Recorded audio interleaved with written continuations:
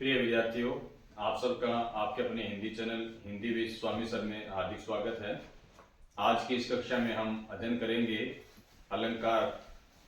अलंकार प्रकरण के प्रथम अध्याय में हम आज पढ़ने जा रहे हैं कि अलंकार का अर्थ एवं उसकी परिभाषा। अलंकार का अर्थ यदि हम देखें तो अलंकार शब्द जो है वो दो शब्दों से मिलकर बना है। एक तो है अलम और दूसरा है कार। अलम शब्द का अर्थ होता है शोभा, कार शब्द का अर्थ होता है करने वाला। इस प्रकार अलंकार का अर्थ हो जाएगा शोभा करने वाला। अलंकार का एक साधारण अर्थ है वो आभूषण या गहने के रूप में लिया जाता है।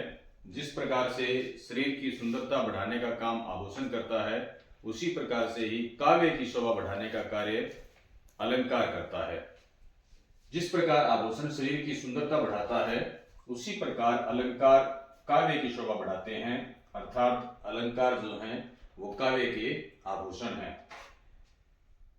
काव्य की इस प्रकार अलंकार का अर्थ हुआ कि काव्य की शोभा बढ़ाने वाले तत्व ही अलंकार हैं। अब हम बात करते हैं अलंकार की परिभाषा की। तो काव्य में निहित भावों को उत्कृष्ट शब्दों एवं अर्थ में गूंथने या व्यक्त करने का जो सरस, सुंदर और चमत्कारी ढंग होता है, उसे ही हम अलंकार कहते हैं। आचार्य दंडी ने जो परिभाषा दी है वह सर्वश्रेष्ठ परिभाषा मानी जाती है अलंकार की। काव्य शोभाकारान धर्मान अलंकारान प्रचक्षते। अर्थात काव्य की शोभा बढ़ाने वाले तत्व ही अलंकार हैं। अलंकारों में विशेष बात पे ध्यान दें। अलंकार काव्य का अस्थिर धर्म या अनित्य बाहरी तत्व माना जाता है। अर्थात काव्य रस, ध्वनि या भाव की मार्मिक व्यंजना से परिपूर्ण है, तो उसके लिए अलंकार के प्रयोग की आवश्यकता नहीं है। जिस प्रकार आभूषण धारण करने से व्यक्ति के सौंदर्य में वृद्धि होती है, उसी प्रकार से ही अलंकार से काव्य के सौंदर्य में वृद्धि होती है। जैसे आभूषण होते हैं वह शरीर के बाहरी शोभा में वृद्धि करते हैं, उसी प्रकार अलंकार भी काव्य की शोभा में वृद्धि करते हैं। कहा भी गया है कि अलम करोति इति अलंकार है। अर्थात जो अलंकृत करता है वही अलंकार है। आइए अब हम अलंकार के भेद के बारे में चर्चा करते हैं। अलंकार के भेद शब्दों के द्वारा, अर्थ के द्वारा या शब्द अर्थ दोनों के द्वारा काव्य के सौंदर्य में वृद्धि या चमत्कार उत्पन्न होता है। इस आधार पर हम अलंकारों के मुख्यतः तीन भेद कर सकते हैं। कौन कौन से हैं? देखिए, शब्दालंकार, अर्थालंकार, उभयालंकार। बात करते हैं हम शब्दालंकार की। काव्य के सौंदर्य में वृद्धि शब्दों या वर्णों के प्रयोग से होती है, उसे हम शब्दालंकार कहते हैं। शब्दालंकार की जो विशेष बात है वो यह है कि काव्य में यह चमत्कार किसी वर्ण या शब्द विशेष के प्रयोग से ही उत्पन्न होता है।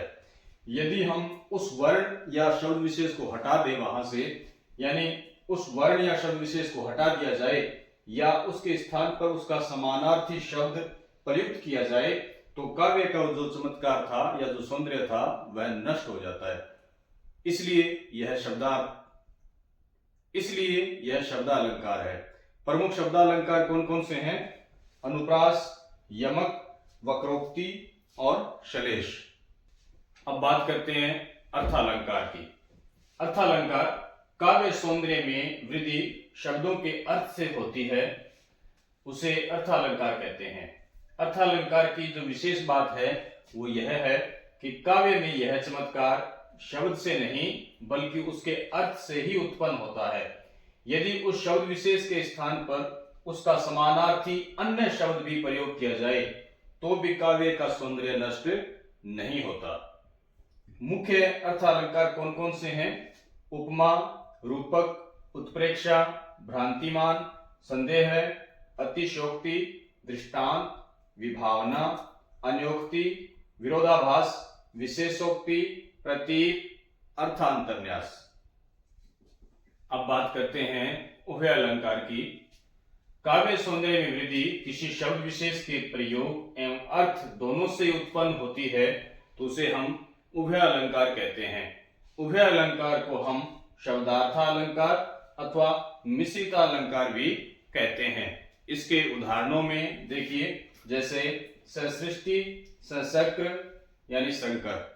तो आज की कक्षा में इतना ही। आज हमने अध्ययन किया अलंकार के अर्थ, उसकी परिभाषा और उसके भेदों के बारे में।